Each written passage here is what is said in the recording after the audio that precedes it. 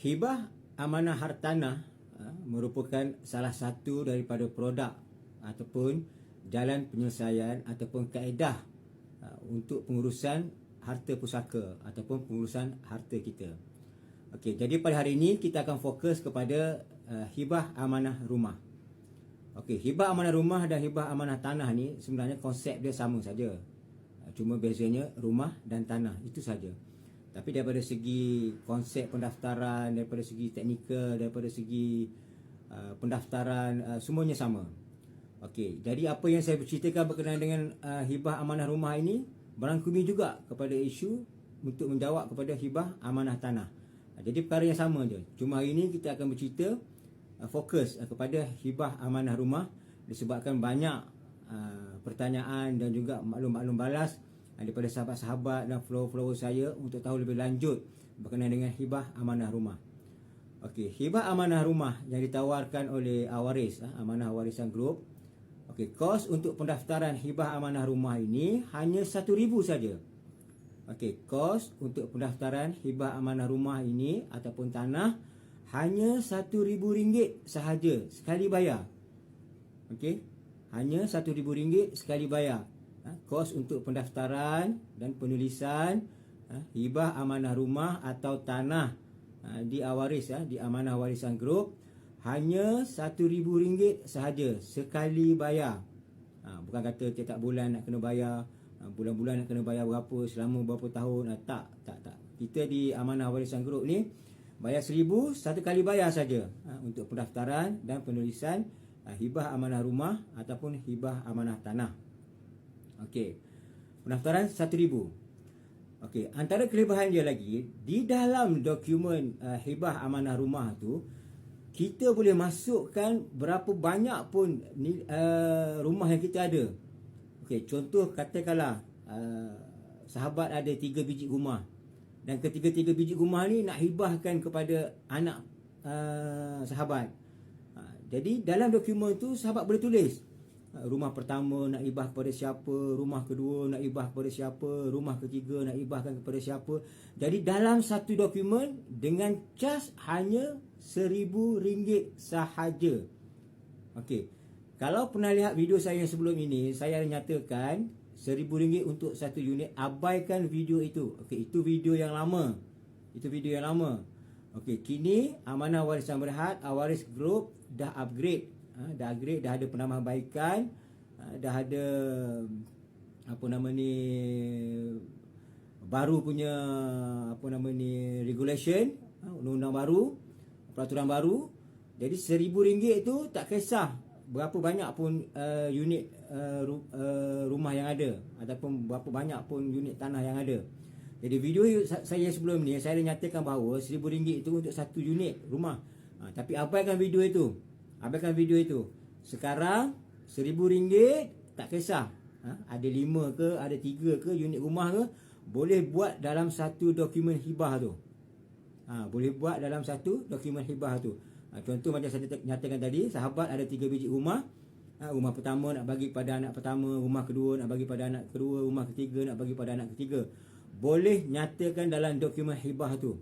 Maksudnya ketiga-tiga rumah tu boleh masukkan dalam dokumen hibah hanya dengan bayaran RM1,000 sahaja untuk ketiga-tiga rumah tu.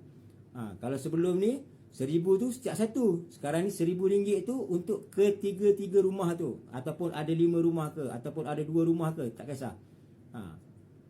Dan juga rumah yang ada loan, maksudnya rumah yang masih lagi dalam loan bank ataupun loan kerajaan, juga boleh dimasukkan dalam dokumen hibah tersebut. Tapi dengan syarat rumah tersebut mestilah ada MRTA ataupun MRTT.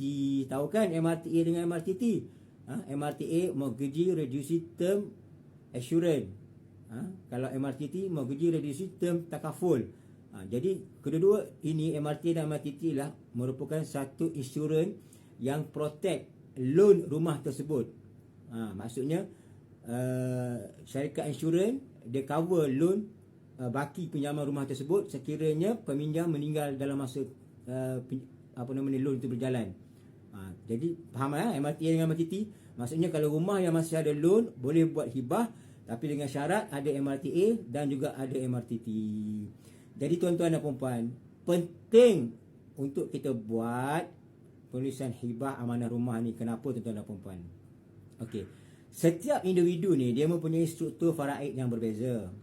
Kebanyakan isteri dia merasakan bahawa sekiranya suami dia meninggal, rumah tu automatik dapat kat dia. Selalunya inilah anggapan, inilah tanggapan para isteri di luar sana bahawa sekiranya suami dia meninggal, rumah tu akan dapat kat dia. Tidak bukan macam tu sebenarnya. Setiap individu ni dia mempunyai struktur faraid yang berbeza. Contoh senario, jika seorang suami itu meninggal, ada waris lain lagi kepada seorang suami itu selain daripada isteri dan juga anak-anak dia. Sewaktu suami itu meninggal, mungkin ada mak dia, mungkin ada ayah dia. Jadi mak dan ayah dia juga merupakan waris kepada arwah suami tersebut. Ini bermakna mak dan ayah pun ada hak ke atas rumah tersebut. Okey, cuba bayangkan senario jika sekiranya pasangan itu tiada anak, dan kedua ibu bapa suami pun dah meninggal. Jadi siapakah yang menjadi waris kepada arwah suami? Jadi waris kepada arwah suami pula termasuklah adik-beradik arwah suami.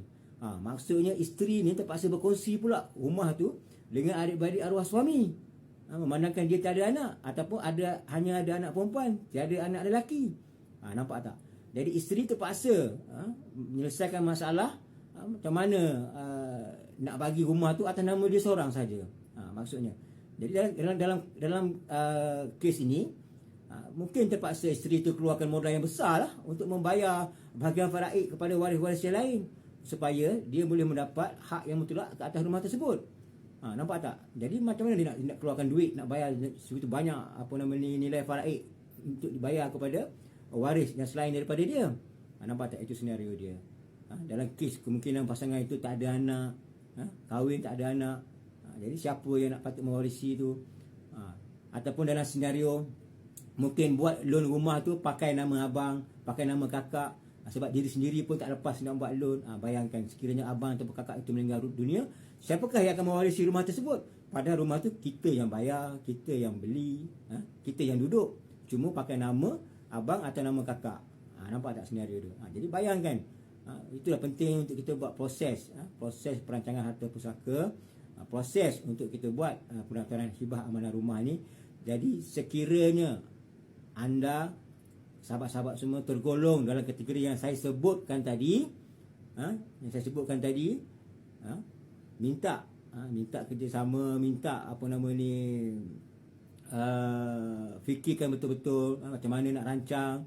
Jadi jalan penyelesaian dia ialah melalui penulisan dan pendaftaran hibah amanah rumah. Jadi kos dia cuma RM1,000 saja tuan-tuan dan puan-puan, sekali bayar. RM1,000 sekali bayar.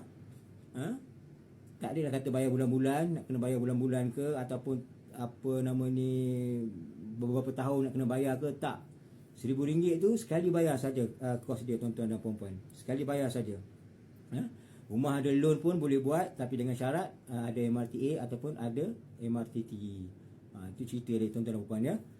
Kos untuk buat hibah amanah rumah ni hanya RM1,000 sekali bayar, dan berapa biji rumah pun ataupun berapa banyak tanah pun boleh masukkan sekali dalam satu dokumen. Maksudnya rumah ada 3 biji ke 5 biji ke, boleh masukkan dalam satu dokumen hibah amanah rumah tu dengan kos hanya RM1,000 sahaja. Okey, macam mana proses dia? Proses dia, jika ada yang berminat nak buat hibah amanah rumah, okey, sila WhatsApp saya, saya akan minta dokumen yang diperlukan adalah sijil ataupun geran rumah ataupun tanah tersebut, salinan IC kepada pemberi hibah dan salinan IC penerima hibah. 3 maklumat lagi yang dokumen yang diperlukan, salinan geran, IC pemberi dan IC penerima. 3 dokumen aja yang diperlukan. Okey, daripada segi pendaftaran saya boleh bantu. Siapa berminat, saya akan minta dia isi satu borang Google Form online tu, isi borang tersebut, dan buat bayaran RM1,000. Apa yang dilakukan seterusnya, kita akan buat draft Kita akan buat draft berkenaan dengan hibah amanah tersebut.